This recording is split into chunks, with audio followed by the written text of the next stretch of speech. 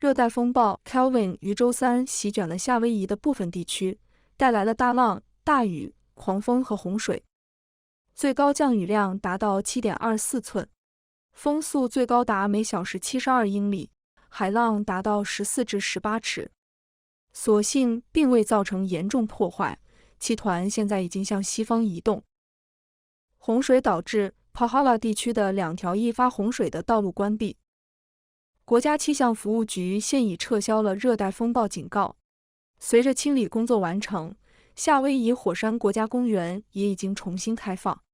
热带风暴是风速较低的台风，夏威夷州长指出，该州的飓风季节才刚刚开始，预计到11月30日结束。天下卫视记者编辑报道。